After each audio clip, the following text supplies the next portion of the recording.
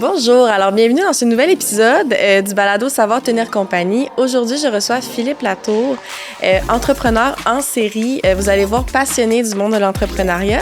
Mais ce qui est intéressant versus les autres épisodes qu'on parlait plus des entreprises en démarrage, c'est que Philippe nous donne un peu sa vision, ses trucs pour justement des entrepreneurs bien établis qui ont besoin là, du petit coup de pouce puis de la vision externe là, pour revoir un peu ces processus pour passer à la vitesse supérieure. Donc, que vous soyez en affaires ou peut-être que vous ayez juste un intérêt pour le monde de l'entrepreneuriat, je pense que vous allez vraiment apprécier cet épisode de quasiment 1 heure. Alors, bonne écoute.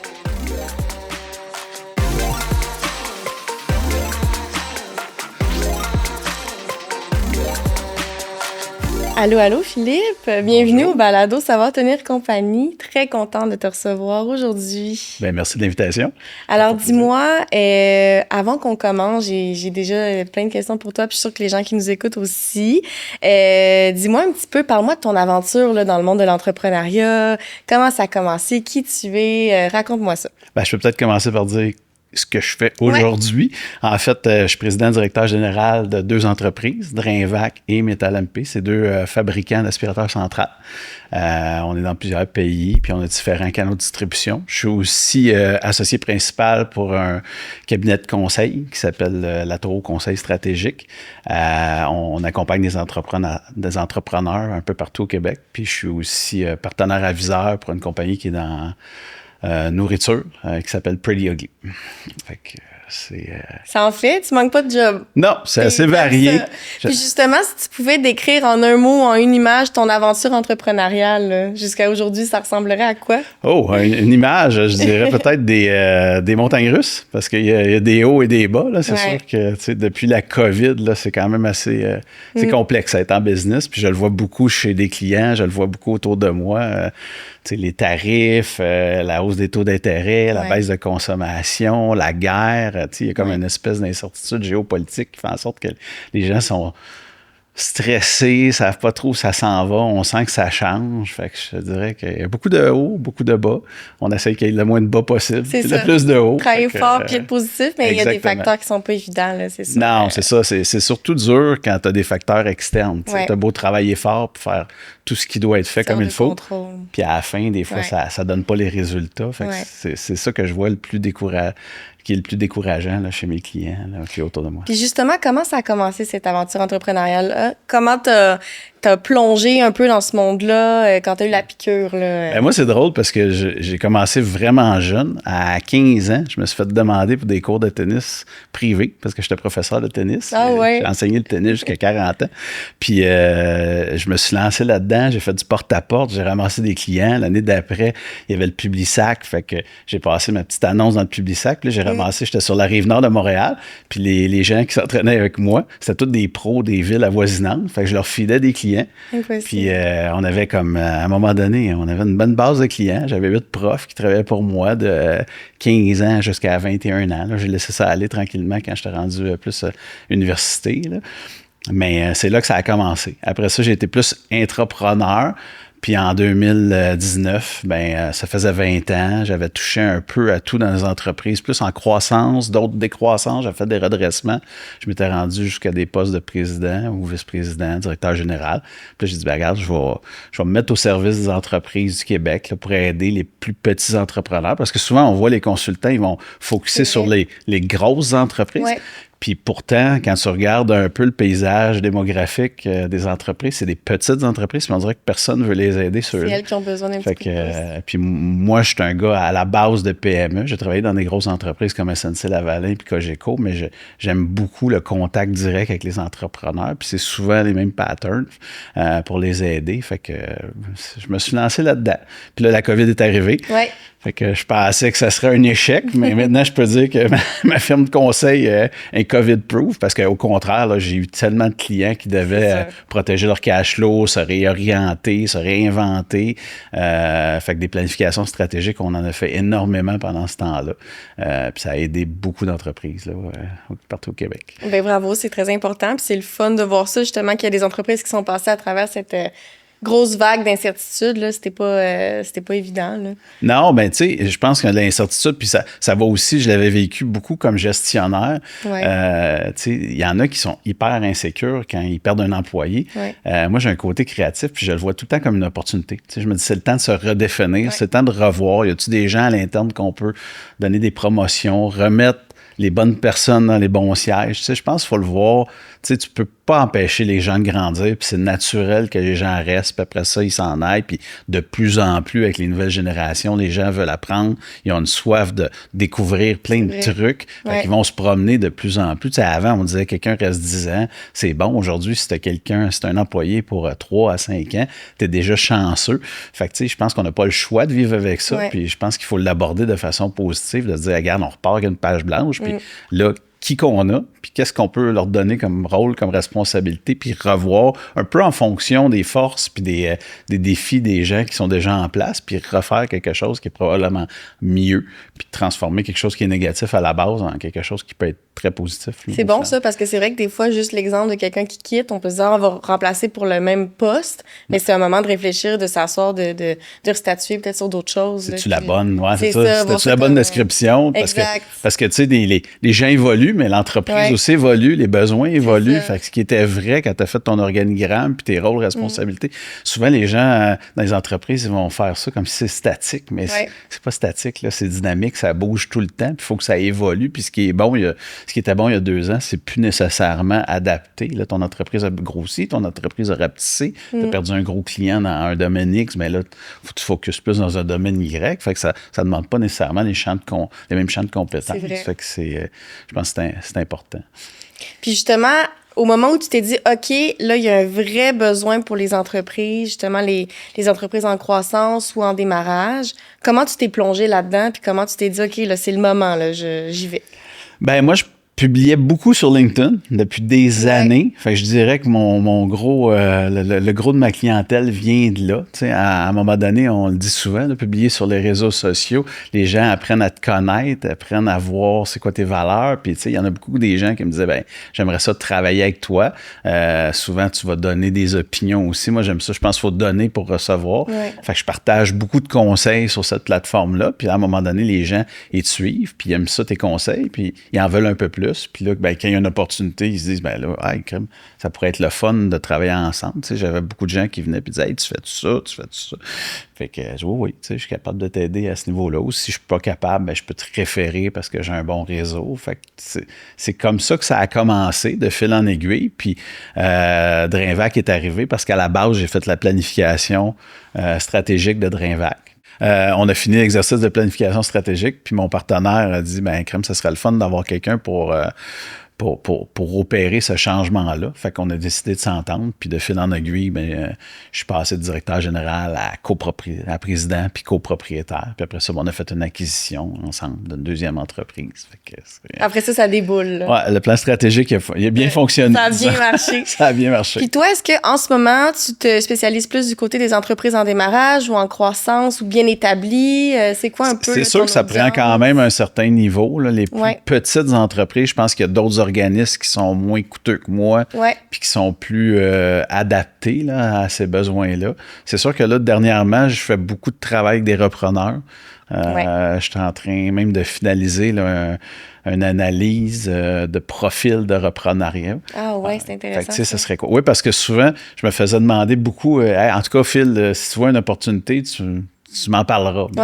Puis là, je retournais tout le temps à la question, c'est quoi pour toi une opportunité? C'est ça. C'est quel type d'entreprise? T'as combien d'argent à mettre? C'est quoi que t'aimes? C'est quoi que t'aimes moins? T'sais? Fait que de fil en aiguille, j'ai commencé à développer un peu des questions depuis maintenant à peu près 2 ans. Puis là, tu vois, je suis en train de tout l'automatiser là, pour avoir vraiment un questionnaire, là, style un profil psychométrique. Là. C'est un peu le même genre. En ce moment, on parle juste de ça. Oui, mais il n'y a pas de... Puis souvent, les gens se garochent comme des poules pas de tête sans vraiment prendre le temps de penser lancer, qu'est-ce que je veux vraiment, qu'est-ce qui est en ligne. Je suis un repreneur ou un entrepreneur, tu sais, parce que l'entrepreneuriat, c'est pas fait pour tout le monde. Là. Si t'es pas capable de gérer le stress, si t'es pas capable de gérer le fait de peut-être à un moment donné pas avoir d'argent pour payer tes employés, puis que là, t'es pogné pour emprunter de l'argent à tes parents ou tes proches. Tu sais, c'est des situations que la plupart des entrepreneurs ont déjà vécues. Mais des fois, juste de dire cette phrase-là, les gens, ils deviennent crispés. Mais c'est peut-être pas pour toi. Tu sais, il y a un gros... On voit tout le temps le beau côté avec la richesse, la liberté, puis les gros voyages, mais... Au-delà de ça, il y a beaucoup d'insécurité. Tu peux trimer dur longtemps. Là, tu sais, je pense que c'est François Lambert qui avait dit moi, j'ai vécu pendant 20 ans une vie que personne ne voudrait vivre pour après ça avoir une vie dont tout le monde rêve. Tu sais. Je ne sais pas si ça venait de lui ou si c'est lui qui avait dit la phrase, mais en tout cas, moi, je trouve que ça dit tout. Tu sais. Mais les gens n'ont tellement pas de cette vision-là. Tu sais, je pense que c'est important de faire un travail en amont. Puis aussi avec le type de cédant. Tu sais, je pense que c'est important d'avoir un bon mariage, tu sais, parce qu'il y a des cédants qui vont vouloir s'en aller tout de suite. Puis ça non plus, ça ne convient pas à tout le monde. Alors qu'il y a d'autres types de cédants, eux autres qui veulent rester appliqués jusqu'à la fin, parce qu'ils ont de la misère à lâcher leur bébé. Ben ça, tu vois, moi, dans mon cas, ça serait moins le genre de cédant avec lequel j'aimerais travailler parce que, tu sais, quand j'ai investi dans les entreprises, c'est pour être en charge de... Fait que puis je me fais confiance, j'ai de l'expérience. Puis il y a un type de repreneur qui ne veut pas nécessairement travailler avec ces cédants-là. Fait que c'est de trouver aussi le bon mariage entre le bon cédant et le bon repreneur. Le bon mariage, c'est du matchmaking, littéralement. Ouais. Parce qu'on accorde tellement de temps à une entreprise quand on se lance là-dedans avec la sueur de notre front qu'on soit investi. Mais les gens travaillent beaucoup sur le légal, ils travaillent beaucoup sur le montage financier. Puis là, ils perdent énormément de temps. Puis à un moment donné, ils se rendent compte que c'est peut-être pas le type d'entreprise qui leur convient, puis le type de cédant qui leur convient. Fait que je pense que c'est important de faire évoluer cette pensée-là, puis de travailler avant pour faire perdre du temps à tout le monde. Là. Ou si tu n'as pas d'argent, bien, ça ne sert pas vraiment. Malheureusement, c'est ça. On a beau dire ce qu'on veut, il n'y a pas vraiment de pensée magique, là, surtout depuis la COVID. Je pense que les banques ont énormément, banques, puis au sens large, BDC, IQ, tout ça, ils ont énormément supporté le tissu entrepreneurial pendant la COVID et après. Mais là, à un moment donné, on voit un resserrement. Là, présentement, ils ne peuvent pas non plus. Il y a une gestion de risque, ça reste une banque, c'est là pour faire des sous. Fait que ça ne va pas te donner de l'argent à n'importe qui. On dirait qu'il y a eu comme un genre de 5 ans que justement, on pouvait surfer un petit peu là-dessus, puis là, ça se resserre. Là, on exactement. Le voit, fait que, là, on est là-dedans. Fait que si tu n'as pas de sous, si tu n'as pas d'équité, si tu n'as pas d'actifs, c'est plus difficile. Là, fait qu'il faut trouver d'autres solutions à ce moment-là. Puis justement, au niveau de... Qu'est-ce que tu remarques, toi, entre la différence des entreprises, par exemple, qui échouent un peu au niveau de la croissance, puis celles qui réussissent à... Tu sais, parce qu'on dit quoi, les 3 premières années, il faut se laisser le temps aussi, là. Il y a un cycle de vie de base de démarrage d'entreprise, puis après ça, c'est quoi qui fait la différence entre une entreprise vraiment, là, qui va passer à travers ces moments plus difficiles-là, puis celle qui échoue, là, entre guillemets, là, selon toi, là? Je pense que c'est de bien s'entourer. Je pense que ça, c'est la clé, de bien planifier. Parce qu'à la base, souvent, ce que je vois, c'est que tu as une compétence technique distinctive. Je pense à un électricien, un comptable. Bon, il est bon dans ce qu'il fait, il est employé, il est moins heureux comme employé, il veut se lancer. Puis là, au début, ça va bien parce que tu es tout seul. Fait que tu continues à faire de la comptabilité les 95% du temps. C'est sûr que là, déjà là, tu vas avoir un premier écueil, puis il y en a qui échouent parce que les gens n'ont pas pensé qu'il y a un côté vente. Tu sais, quand tu te lances en affaires, là, c'est plus juste de performer dans ton champ d'expertise, c'est aussi de vendre ton champ d'expertise. Puis ça, il y en a qui sont vraiment pas bons là-dedans. Tu sais, pas un comptable, mais tu sais, il y a des gens qui sont plus, en général, qui vont être moins sociales, qui vont être moins... plus des spécialistes. Là, des spécialistes, fait que c'est plus des petites bébites un peu trop, un peu introverties. Fait que là, oh shit, il faut que je me vende. Le fait de se vendre aussi, c'est que ça prend du temps. Tu vas rencontrer des clients, tu ne les rencontres pas tout le temps, le soir, la fin de semaine, puis de toute façon, tu ne veux pas travailler 150 heures par semaine. Fait que des fois, tu fais des rencontres de jour, mais là, après ça, tu as des rencontres positives. Mais là, il faut que tu fasses des soumissions, il faut que tu fasses des retours. Fait que là, pendant ce temps-là, tu ne fais pas tes contrats que tu as déjà. Fait que les premières années, déjà, il y a un struggle là, entre livrer puis vendre. Bon.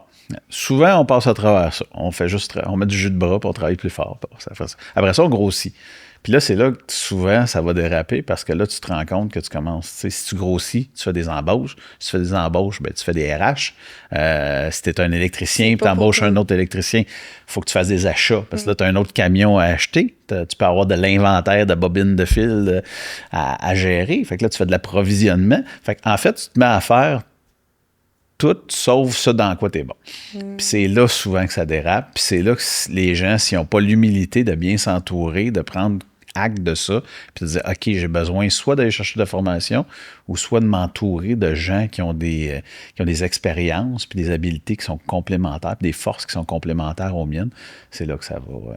Ça peut prendre une share. Puis souvent, c'est ce qu'on voit dans les petites entreprises, c'est que ça reste beaucoup autour de l'entrepreneur. Tout est centré autour de lui, tout passe par lui. C'est pas des bons gestionnaires, c'est pas des gens qui sont bons pour déléguer. Puis souvent, ils sont entourés de gens qui sont là pour les mauvaises raisons. C'est mon cousin, c'est ma femme. Classique. Conflit d'intérêt. Je travaille avec ma femme. C'est ça, ouais. Es-tu bonne, ta femme, dans toutes les tâches que tu lui donnes? Non, elle n'est pas bonne. Bon, OK. Ou peut-être qu'elle peut être excellente aussi. J'ai vu les deux. J'en ai vu des causes parce que les gens sont très bons, mais j'en ai vu aussi où, fait qu'il faut que tu t'assures où, c'est mon cousin.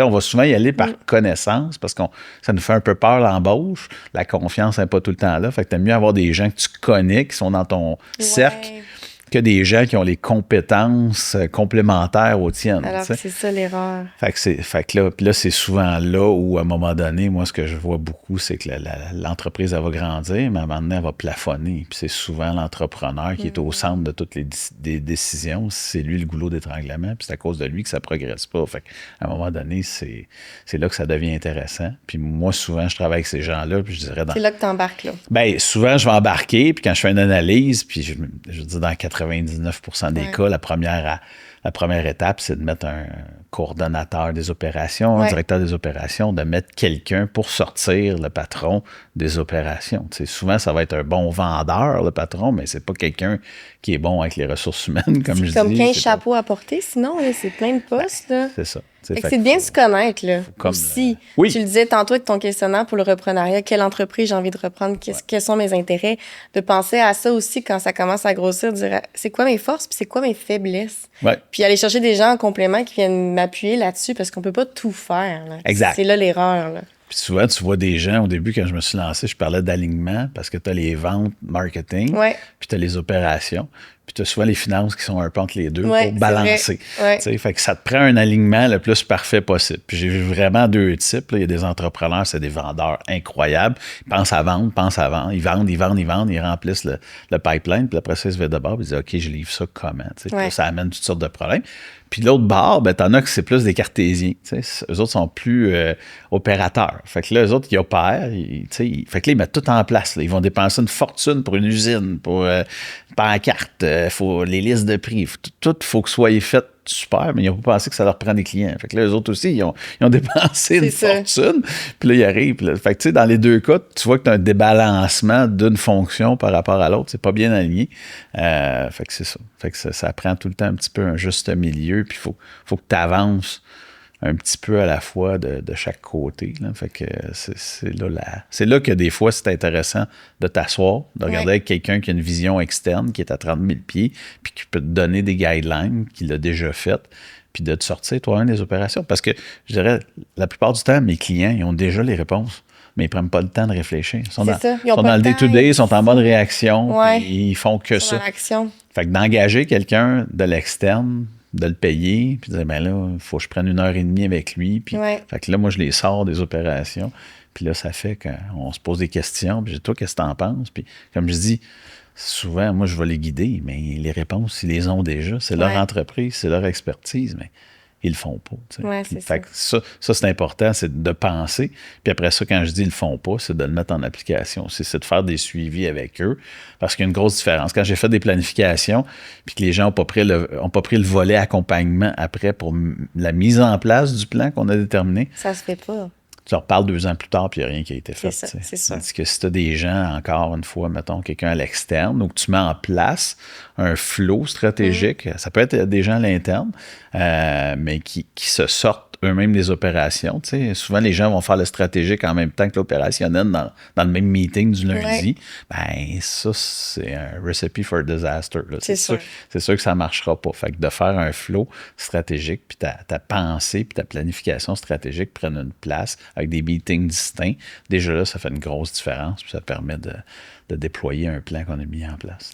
Fait que ça, j'imagine, au début, tu arrives comme une petite souris, puis là, tu observes. Tu regardes aussi, parce qu'il faut que tu parles à l'entrepreneur, aux employés clés, j'imagine. Faut comme que tu ailles chercher un petit peu. Toi, tu arrives avec vraiment une vision objective de c'est quoi l'état de la situation. Exact. Ça part tout le temps par un diagnostic. C'est ça, le diagnostic. C'est un diagnostic, un audit. Fait que, tu sais, j'arrive avec un questionnaire, je rencontre tout le monde, je regarde, je prends le pouls, puis après ça, là, on dit, OK, ça, c'est la photo où ce qu'on est actuellement. Puis déjà là, ça diffère beaucoup, souvent, de l'opinion du propriétaire. Puis à l'inverse, ben souvent, on va faire un atelier, c'est quoi les aspirations des propriétaires, du ou des propriétaires. Parce que ça aussi, c'est pas partagé. C'est vrai. T'sais, souvent, on va pas le dire. T'sais, lui, dans sa tête, il aimerait ça doubler, mais il le dit pas à personne. Là, est-ce que les gens sont tous là pour une croissance? Il y en a plein qui sont go with the flow parce qu'il a tout pris. Je sais pas, moi, t'engages tes 3 oncles là, qui ont 72 ans. Ben, peut-être que là, quand t'arrives, tu dis, moi, je veux doubler d'ici. Ouais, OK. Ben, peut-être qu'il faudrait trouver d'autres mondes. C'est peut-être pas les bonnes personnes. Fait que déjà là, d'arrimer ça, ça fait des différences. Puis avec ça, ben, au moins, on a une situation. Où est-ce qu'on est? Où est-ce qu'on veut s'en aller? Puis là, ben, après ça, on va définir comment on va s'y rendre. C'est quoi la meilleure façon en fonction. Souvent, on va regarder les canaux de vente. Tu regardes qu'est-ce que tu vends à qui? C'est quoi ton client idéal? C'est quoi les bons clients? C'est quoi les mauvais clients? Tu peux partir, puis des fois avoir une logique que c'est des clients payants, mais en fonction des tendances, peut-être dans 2 ans, ces clients-là n'existeront pas. Fait que si tu mises toute ta croissance sur des clients comme ça, ben, tu risques de te planter. Tu sais, par exemple, quelqu'un qui fait, je ne sais pas moi, de la papeterie, qui vend des crayons, puis qui en même temps vend de l'ameublement de bureau, puis qu'en même temps, il vend des copieurs, puis du service pour les copieurs. Mais peut-être que le service pour les copieurs, c'est ce qu'il y a de plus payant aujourd'hui. Mais il y a une rareté, quand tu regardes dans les grandes tendances, il y a une rareté pour la main-d'œuvre technique. Puis il n'y a plus vraiment de copie. Fait que cette taxe-là, peut-être qu'aujourd'hui, c'est le plus payant, mais peut-être que dans 2 ans, il n'existera même plus. Fait que des fois, il faut peut-être focusser sur un des 3 autres créneaux. T'sais. Fait que de voir sont où tes ventes, puis c'est quoi tes revenus, puis de penser en fonction du présent, mais aussi en fonction de te projeter dans le futur. Parce qu'on le voit, là, je veux dire, avec l'intelligence artificielle, il y a beaucoup de jobs qui vont être transformés dans les prochaines années. Je pense que c'est important là, de regarder ça, puis d'avoir une vue d'ensemble. Là. Puis c'est encore là, c'est de prendre les gens, quand ils sont dans l'urgence puis dans le réactif, ben, ils prennent pas le temps de penser à ça. Ils disent, oh, regarde, on va engager 12 autres techniciens puis on va faire plus d'argent. Tu vois, oui, mais tu sais, dans 2 ans, ben, tu vas perdre tout ce revenu-là. C'est ça. Parce que ça n'existera plus. Fait que tu le ramènes comme une nouvelle vision aussi en même temps, les nouvelles paires de lunettes, de regarde ce qui s'en vient, là, regarde plus tes souliers, là, regarde un peu plus loin. C'est ça. Puis ça doit avoir full un impact aussi sur la mobilisation des employés des équipes, c'est sûr, de se sentir plus écouté, sentir que là, il y a on se redresse, tu sais, ça doit avoir un impact quand même. Bien, souvent, même, les gens sont sur le terrain, puis ils le voient, eux autres. C'est sûr. Puis ils le disent, mais ils se font pas écouter. C'est ça. Tandis que là, ça leur donne une plateforme qui va plus faire en sorte que... Oui, oui, c'est mobilisateur, puis oui, ça fait en sorte qu'il y a des problèmes qui sont adressés, tu sais, je vois moins de monde sur la route ou j'ai de moins en moins de demandes. Non, ben travaille plus fort. Là, si t'as pas de demande, c'est parce que... C'est ça. Ouais, non, c'est peut-être... pas ça, il y a autre chose. C'est pas ça, il y a autre chose. Ça se transforme, puis des fois, t'as pas le choix d'y aller avec tu suis le marché. Là, je veux dire, c'est inévitable. Là. Si le marché veut plus de ton produit ou de ton service, ben... C'est ça.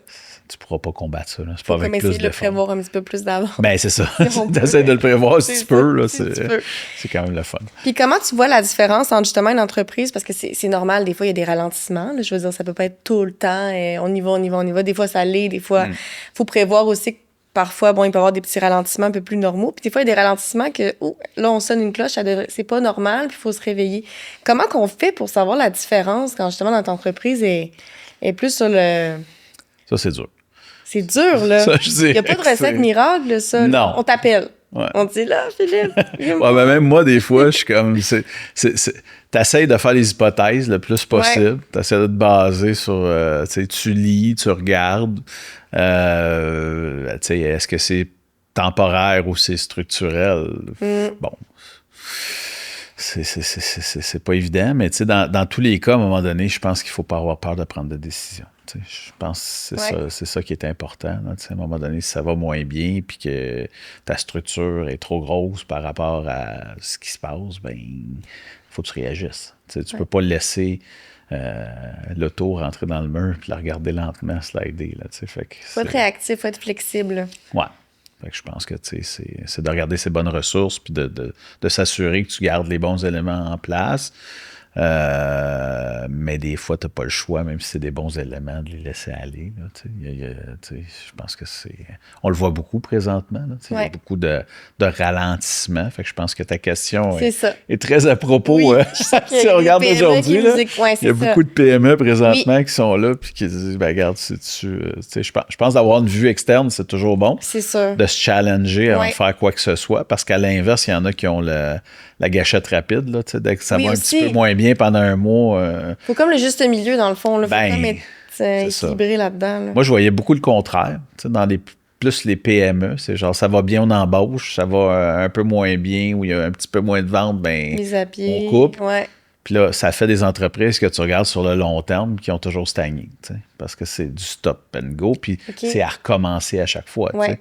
Fait que je pense qu'il faut aller un peu plus précis que ça. Il faut vraiment regarder, s'il y a des coupures, tu coupes qui, tu coupes quoi, ça va donner quoi comme incidence, ça va faire en sorte que... Puis il ne faut pas s'attendre au même niveau de service non plus. Là. À un moment donné, il faut être conscient.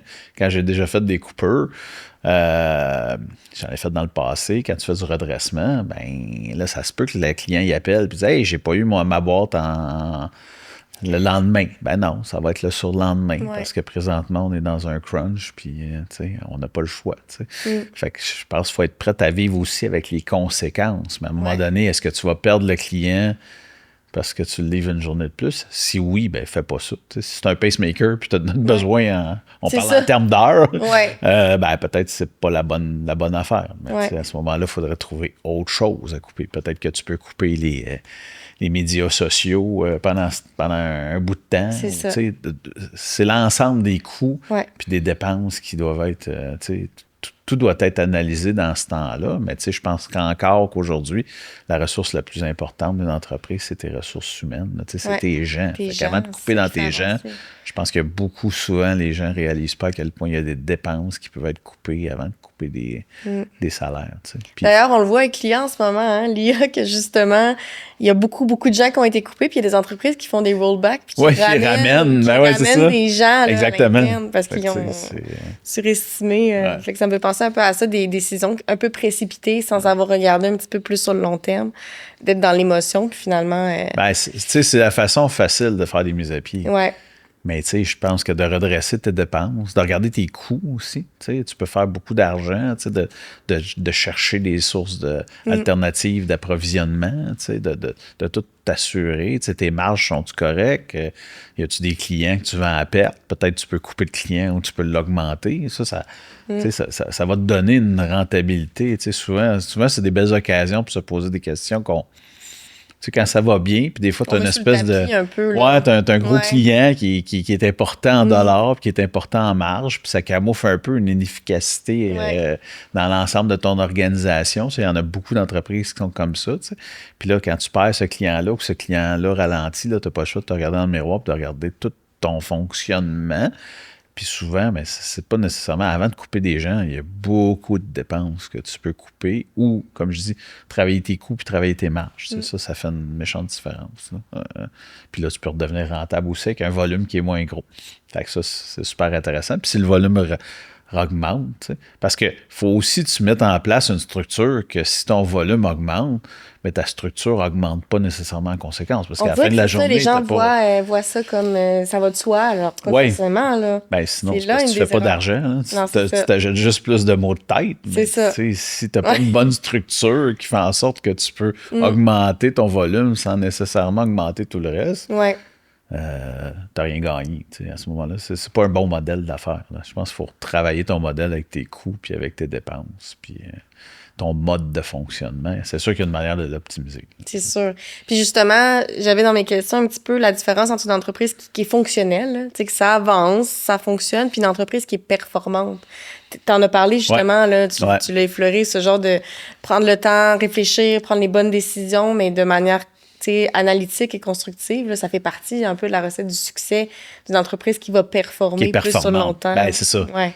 Moi, c'est sûr, j'ai une déformation professionnelle. À la base, j'ai un bac en administration, mais j'étais en gestion des opérations de production. Ouais. Okay. Fait que, puis j'étais allé là-dedans parce que je trouvais que c'était, dès qu'ils nous les décrivaient en deuxième année d'université, c'est un rôle qui est comme pivot. C'est vrai. Parce que tu vas travailler avec toutes les fonctions de l'entreprise. Ouais. Tu travailles beaucoup les rôles, les responsabilités, les procédures, les processus. Puis juste de mapper, de faire de la cartographie des processus, là, tu pars de la commande jusqu'à à son entrée de commande jusqu'à la livraison. Tu vois des dédoublements, tu vois des retours en arrière, tu vois des... Tu sais, fait que ça, la plupart des entreprises, quand tu dis, tu sais, qu'ils sont juste fonctionnels, puis sont un peu go with the flow, ils ont toujours fonctionné de même, ça a toujours bien été.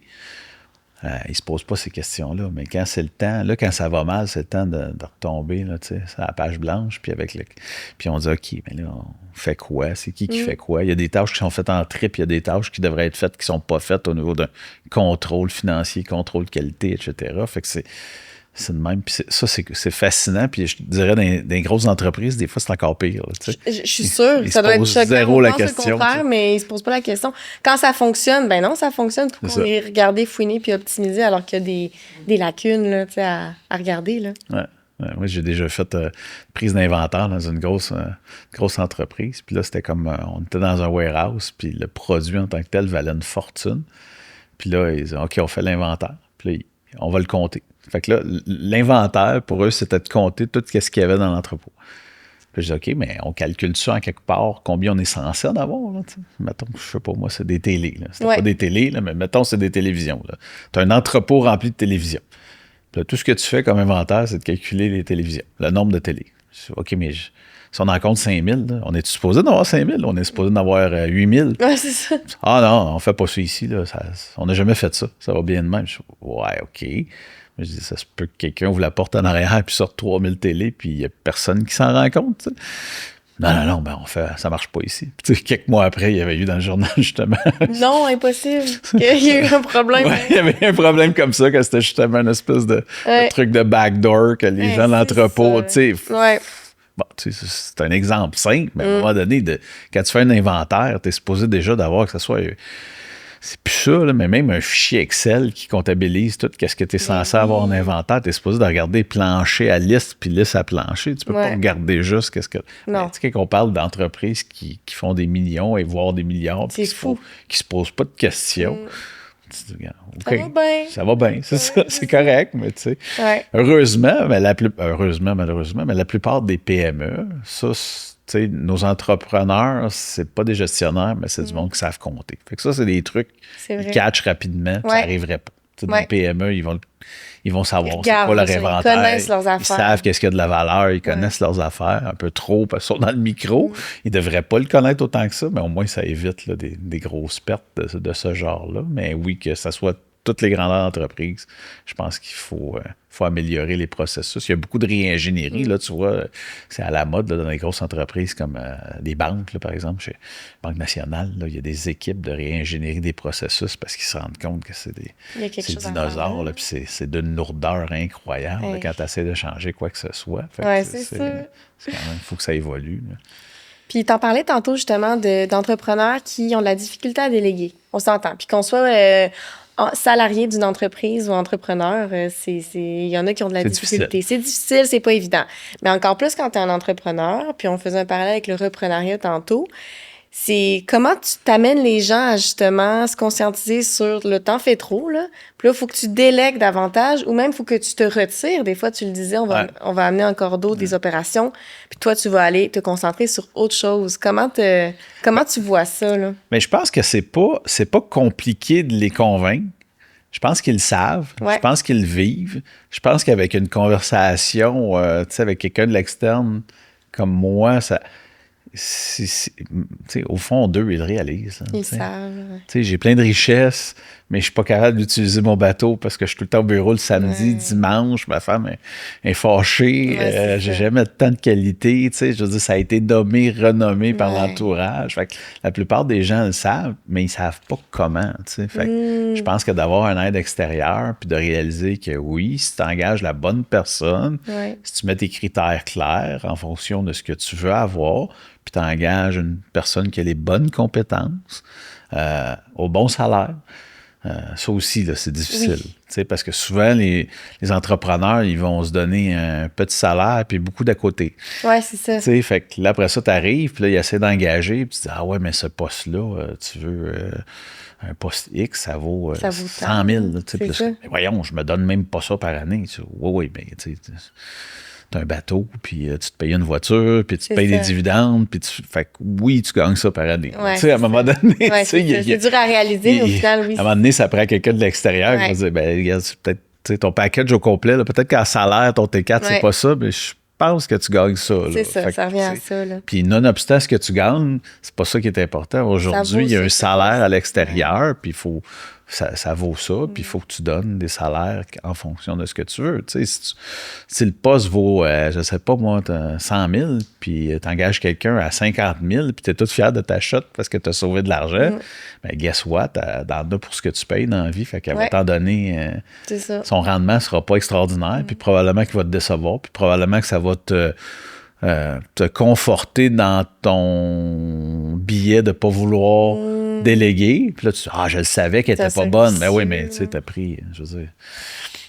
Tu vas chercher quelqu'un dans le Pee-Wee 2B, puis tu le mets au centre contre Connor McDavid. Ça se peut qu'il soit pas bien bon. Là, puis là, tu vas dire, je vous l'avais dit, j'aurais dû y aller moi-même, faire la mise au jeu. Non, c'est pas ça. Mieux servi par soi-même, là. Ben, c'est ça, tu sais, ça vient souvent, tu sais. Je pense que c'est des phrases, comme tu as dit, qui restent. C'est un classique. C'est un classique. Si tu n'engages pas la bonne personne, ben, elle fera pas ce que tu veux qu'elle fasse. Fait que ça, je pense qu'il y a une compréhension. Est-ce que ça marche tout le temps? Non. Très honnêtement, des fois, le monde est comme... j'ai déjà fait des mandats, on a mis quelqu'un en place, puis après ça, ben, tu t'en vas, puis tu reviens, puis tu dis, cette personne l'a quitté, puis ben oui, mais il voulait pas lâcher.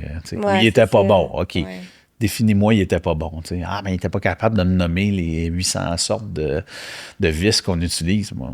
Mais une chance, ou c'est peut-être pas nécessaire dans son poste. Exact, puis c'est ta compagnie, ça fait 33 ans, t'as tout designé le produit, ça se peut que tu saches par cœur, puis que lui... L'émotion est tellement là, c'est le cœur, là, c'est des entreprises de cœur, fait que c'est sûr que c'est plus difficile d'amener les gens, puis... Mais ça, à un moment donné, je veux dire, tu peux pas... Comme je dis tout le temps, c'est comme un alcoolique. Là, si la personne ne prend pas acte lui-même et qu'il ne veut pas s'en sortir. Ça vient de soi. Moi, je fais des recommandations, puis je vais te payer pareil, mais si tu ne veux pas t'aider, ben... C'est à toi de le faire, là. C'est ça. Je peux pas rien contre ça. La plupart, ils fonctionnent puis ils évoluent. Ça marche bien, mais est-ce que ça marche tout le temps? Non, ça serait mentir de dire qu'il y a 100% des mandats que j'ai faits qui ont réellement fonctionné. C'est pas vrai, mais c'est ça. Si l'entrepreneur ne veut pas changer, si la culture aussi, des fois, ne veut pas évoluer. Les gens sont bien dans ce qu'ils sont, puis sont entourés, puis ça fait des années. Parce que c'est un choc, là, souvent, quand tu vas faire un mandat, puis tu viens. J'ai même déjà eu un entrepreneur, il a cancellé avant notre...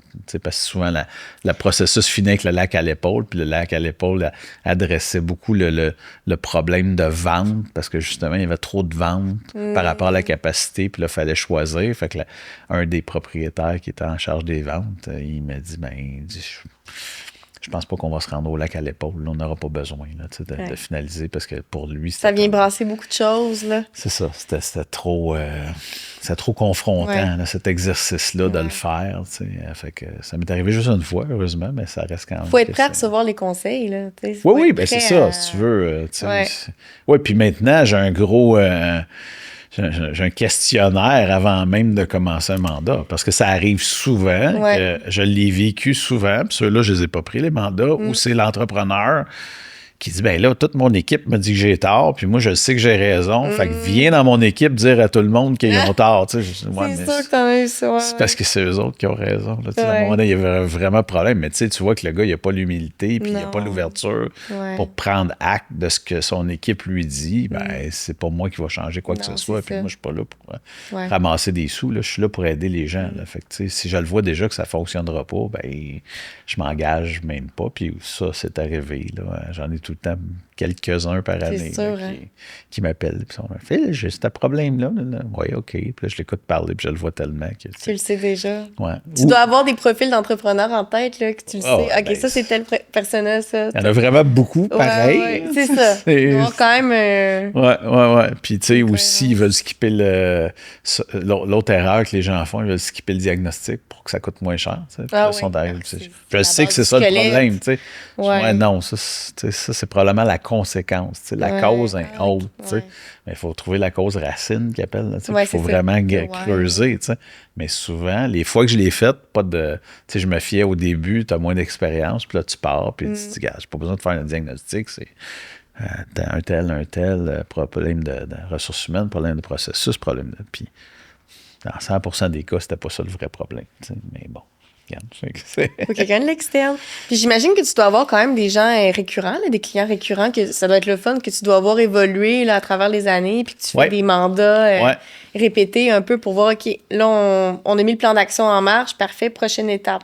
Ouais. Tu sais, c'est ça aussi. Là, c'est pas Ouais, juste, j'ai les deux. J'en ai. C'est ouais. drôle parce que j'aide, puis tu viens vraiment au cœur de l'entreprise, puis après ça, ils disparaissent, puis t'en entends plus parler. Tu leur écris prendre des nouvelles Joyeux étapes. Noël, Ouais, puis c'est comment ça va, puis il y en a d'autres que oui, ils te rappellent. Souvent, il y a des événements. Il y en a que j'ai continué aussi une espèce de forme de coaching avec le propriétaire ou le directeur général, là, qu'on se parle selon des fréquences, là, soit aux 2 semaines, soit au mois, puis qu'est-ce qui a bien été, qu'est-ce qui a moins bien été. Fait que ça, c'est des trucs, là, tu sais, ça donne aussi une vision interne, puis tu sais, une vision externe, c'est-à-dire, puis une autre opinion, là, parce que ça... Moi, c'est comme ça que j'avais eu l'idée au départ, tu sais, j'avais eu la chance, quand j'étais vice-président, directeur général, j'avais quelqu'un, tu sais, avec qui je parlais, ouais. puis j'échangeais à toutes les semaines, une fois par semaine, puis on se parlait de nos semaines, puis tu sais, qu'est-ce qui a bien été, qu'est-ce qui a moins bien été, puis on se donnait des conseils, puis je trouvais que c'était une belle formule, tu sais, parce qu'il y a beaucoup de choses que tu peux pas partager avec le reste de ton équipe, C'est vrai. pas, puis tu sais,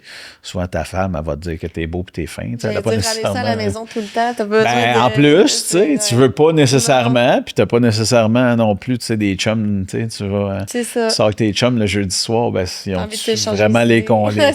les compétences ou, tu sais, ils vont te Exact. conseiller n'importe quoi, Non, c'est n'importe comment. Fait que, tu sais, tu te dis, regarde, fait que, tu sais, devenir un peu C'est vrai que c'est une un meilleur ami d'un président ou d'un... Ouais. Tu sais, ça aussi, c'est super le fun. Puis ça, il y a beaucoup de clients avec qui j'ai fait des planifications stratégiques que j'ai gardées, là, que je leur C'est parle, sûr. là, tu sais, puis j'aime bien ça, là. Ça, c'est...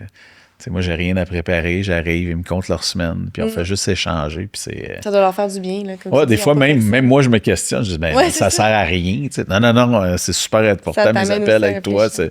c'est le fun. Puis des fois, ben, j'apprends. Tu sais, veux pas des erreurs des autres. C'est comme ça qu'on co-crée. Puis, tu sais, j'ai pas un mandat que j'ai fait où j'ai rien appris. Là. J'ai toujours été en mesure, moi-même, de ramener des trucs pour mes propres entreprises. C'est sûr. Tu sais. Fait que c'est ça aussi qui est super intéressant. Tu sais. Puis souvent, quand tu es employé, ben, tu vas rester tout le temps à la même place, avec le même cercle, avec le même monde. Puis on sort pas assez, je trouve, tu sais, C'est quand vrai. tu es rendu comme directeur Ouais. ou président. Ou, tu Ouais. sais. Fait que le fait d'aller voir le cœur de d'autres entreprises, comment est-ce qu'ils fonctionnent, c'est quoi leurs défis. Ne serait-ce de voir qu'ils ont les mêmes défis, les mêmes challenges, qu'ils vivent les mêmes affaires que toi, des fois, ça t'apaise un peu. Tu sais, tu dis, ah, crime, c'est pas moi qui fais de mauvais job. Là. Je veux dire, c'est le même partout Ouais. présentement. Là, tu sais, il y a un ralentissement. Bon, ben, OK, ben, c'est correct. C'est pas seulement toi. Tu sais, fait que tu vis. Ouais. Parce qu'on vit tous les mêmes affaires au final, Oui. là, en tant qu'entrepreneur. Là, c'est beaucoup. Puis En fait, moi, ça, des cercles d'entrepreneurs, justement, de... ben, j'ai essayé, mais c'est Essaye- dur aussi. c'est dur, hein? C'est dur de trouver des bons aussi. Ouais. Il y en a beaucoup qui sont là pour te chercher de l'argent. Puis je trouve qu'il y a beaucoup de, Ouais.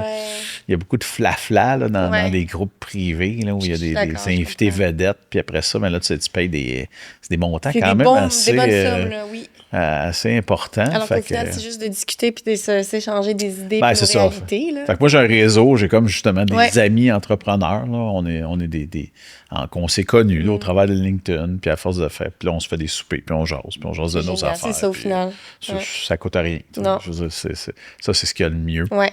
J'en ai comme une base, là, j'en ai peut-être une dizaine avec qui je communique, puis on s'échange des contacts, puis souvent, ça vient par ces références-là, aussi les mandats et vice-versa pour eux. Fait que je pense que c'est ça. Mais sinon, des groupes structurés en tant que tels, là. Non, c'est ça. J'en ai essayé, là, quelques-uns, puis c'est pas... Mais je pense que c'est la meilleure formule. Là. Ouais. Tu sais, les BNI, au début, j'étais plus dans les BNI, puis là, ça marchait. Ouais. On s'applaudit beaucoup. Non, c'est ça.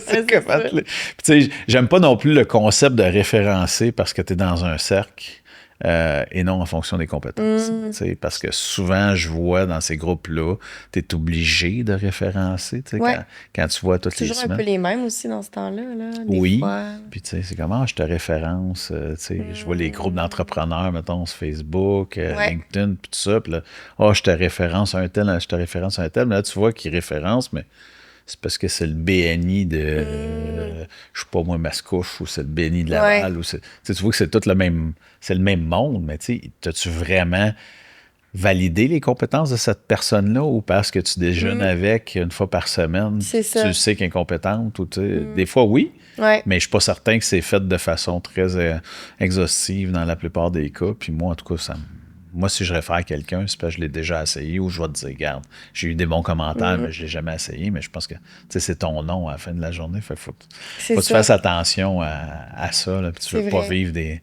mauvaises expériences ou qu'un de tes bons contacts vive des mauvaises expériences à cause d'une de tes références. Là, fait que puis, tu dois en avoir là, des histoires à succès en plus d'entreprise. Ça doit être le fun à voir puis à faire. Est-ce qu'il y a des secteurs d'activité ou des types d'entreprises que tu remarques qu'en ce moment performent particulièrement bien? Là, mettons, on parle positif. Là, en ce moment, on voit tellement d'affaires. C'est sûr que la techno va très, très bien. Oui, on est là-dedans. Ce qui est très drôle au niveau du reprenariat, il y a beaucoup de... Le mot à la mode, c'est les HVAC. C'est comme la climatisation. Oui. Là. C'est rendu un besoin quasiment essentiel au Québec. Surtout cette semaine. Hein? Oui, c'est ça. Ça doit être très... De plus en plus avec le réchauffement. Puis c'est beaucoup des petites entreprises. C'est un marché qui était très segmenté et qui a besoin d'être consolidé. Fait que ça, je vois énormément de... Tu sais, je te dirais qu'une fois par semaine, je parle avec un repreneur qui est en train de regarder une entreprise de HVAC. Là, ça me fait... C'est fou, c'est vraiment... fait que je dirais, les gens vont plus vers des métiers traditionnels actuellement. Des trucs qui ne seront pas remplaçables. C'est ça. Il n'y a personne. L'IA, il ne va pas pouvoir venir installer ton air climatisé. Fait que, tandis que des milieux, je dirais, professionnels, ça, c'est moins, tu sais, même comptable, tout ça. On dirait que de plus en plus, on voit des automatisations. Ça, c'est moins à la mode, je dirais. Fait que c'est plus des trucs, là, brick and mortar, puis de la signalisation de rue. Oui, c'est vrai. Fait que c'est drôle le retour un peu du... du balancé, là. On retourne dans les métiers plus traditionnels, plus manuels, en fait, parce que ça, ça prend encore plus de valeur. Là. Alors qu'il y a 10 ans, c'était la grosse valo pour tout ce qui était comme programmation. Puis maintenant, tu peux programmer à peu près n'importe quoi toi-même avec Claude. Là. Fait que, le fameux Claude. Ouais. C'est fou. Puis justement, si quelqu'un nous écoute aujourd'hui puis se dit « OK, ben moi, je vais absolument parler avec Philippe. » Comment ça fonctionne? Comment on te contacte? Comment on fait pour prendre un rendez-vous avec toi? Le plus simple, c'est de me trouver sur LinkedIn, puis de m'envoyer un petit message ou de m'ajouter, puis j'ajoute tout le monde, moi, qui est au Québec, puis au Canada. Oui, parce parfait. Que je me réveille à tous les matins, puis je sais pas trop, il y a des pauses dans la francophonie qui se retrouvent. Là, j'ai déjà eu des 300-400 000 pauses, là, ça s'emballe, puis là, c'est rendu... en France, en Afrique.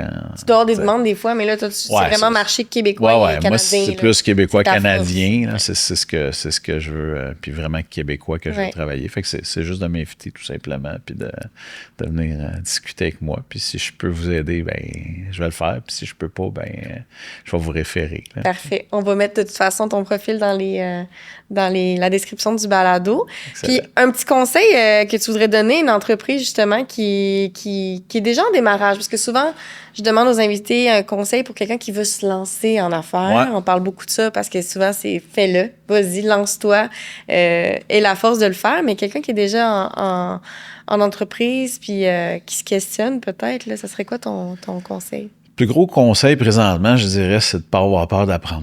Je pense que c'est d'être curieux, je pense que c'est de lire, je pense que c'est d'écouter des podcasts, je pense qu'il y a beaucoup d'apprentissage des autres. Puis comme je disais tantôt, je pense que ce qui fonctionnait avant la COVID ne marche plus nécessairement. T'sais, je pense qu'il faut se réinventer. Ouais. Puis je pense qu'il ne faut pas avoir peur de le faire. Je pense que si on reste puis on dit non, t'en parlais un petit peu plus tôt, non, c'est un problème ponctuel, ça va revenir. Je pense que je vois beaucoup d'immobilistes puis c'est comme on attend. Ouais. Tout le monde est en attente. Fait que c'est le conseil que j'aurais à te donner, même des entreprises qui sont en croissance.